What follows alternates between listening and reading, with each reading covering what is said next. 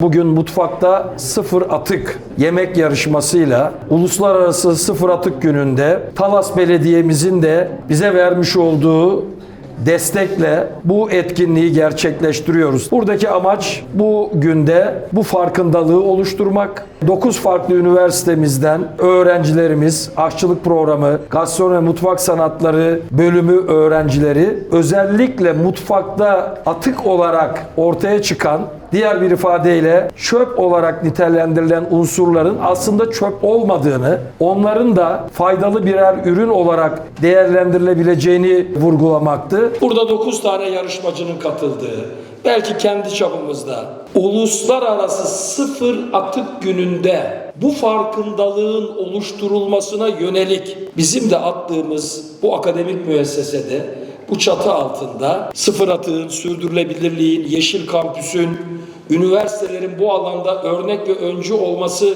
münasebetiyle de sürdürülebilir kampüs koordinatörlüğümüzün yürüttüğü çalışmalarla da her geçen gün iyiye daha iyi anlayışıyla uluslararası platformlarda da fark edilebilir çalışmalara imza atıyoruz. 14 üniversitemiz ilgi duydu. İnşallah önümüzdeki yıllarda bu sayı daha da artacaktır. Önden gönderilen videolar, görseller vesaire olayı anlatan yazılı materyallerle 14 üniversiteden kurulan jürimiz bir eleme yaparak bu sayıyı 9'a düşürdü. Balığın kılçığından pancarın sapına kadar birçok aslında bizim çöp olarak değerlendirdiğimiz ama o çöp olarak doğaya attığımız her ne kadar organik de olsa ürünlerin atılmaması, israf edilmemesi, özellikle gıda ile ilgili unsurların çöp olamayacağı hususunda farkındalığın oluşması açısından güzel ürünler hazırladılar. Sonra o ürünlerin çıkmış sunum tabaklarını gördük. Akademisyen hocalarımızdan rica ediyorum. Bunlar elbette bir yarışma. Belki burada bizim çapımızda bir farkındalık oluşturuyor ama lütfen bu hazırlamış olduğunuz ürünleri yazılı materyallere dönüştürün. 1. de olsa, 9. da olsa, hangi derecede olursa olsun bu kıymetli sıfır atığa yönelik atık ve artık malzemeleri değerlendirecek yiyeceklerin, yemeklerin de literatürde kalması, örnek, öncü olması açısından önemli olduğunu ifade ediyorum. Ben Mehmet Ali Yıldız, Gaziantep Üniversitesi Gastronomi ve Mutfak Sanatları 3. sınıf öğrencisiyim. Bugün buraya Talas Belediyesi ve Kayseri Üniversitesi'nin davetleriyle geldik. Bir ön elemeden geçtik, final etabında buraya kaldık. Diğer arkadaşlarımı eleyerek ikinciliğe yükseldim. Birinci arkadaşımı da tebrik ederim. Biz burada bugün sıfır atık yaklaşımını yalnızca bir teknik olarak değil, bir mutfak felsefesi olarak ele aldık. Gıdanın her parçasının sürdürülebilir, dönüştürülebilir olduğunu düşünüyoruz.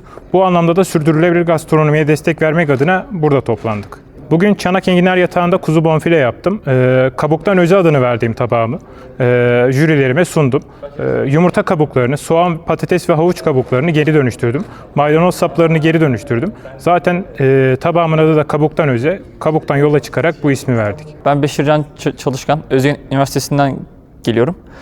3. oldum yarışmada. Kayseri'nin özgün çemenini kullanarak pastırma tekniğini kendi güçlerimde kullandım. Bir tane pazı sarma yaptım ve bir tane çıtır friğim mevcuttu. Burada soğan kabuklarını, etin atıklarını, çemeni 2 kere kullandım. Ayrıca pazının sapını kullanarak ve peynir altı suyundan bir sos yaparak bir tabak hazırladım.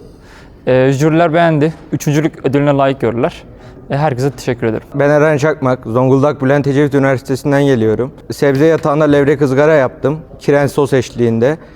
Sıfır atık kapsamında bu yarışmada balığın kılçıklarına, sebze kabuklarına, meyve kabuklarına, aynı zamanda posalarına, bayat ekmeğe kullanmaya çalıştım tabağımda. Bu atıkları değerlendirmeye çalıştım kendimce. Mutfakta dönüşüm var. Mutfakta dönüşüm var. Mutfakta dönüşüm var. Gıdanın en iyi şekilde, en rentable şekilde değerlendirilmesi hepimiz için önemli. Bizim kültürümüzde ekmek mantısından tutun sirkeye, turşuya kadar gıdaların hiçbirinin boşa gitmemesi yönünde bir anlayış var. Bu nedenle bugün burada sağ olsunlar rektör hocamın ve ekibinin ve diğer gelen şu anda finalde yarışan 9 üniversitenin öğrencisi ve öğretmenlerinin, hocalarının emeğiyle bu kültürü yeniden gündeme getirmeye çalışıyoruz.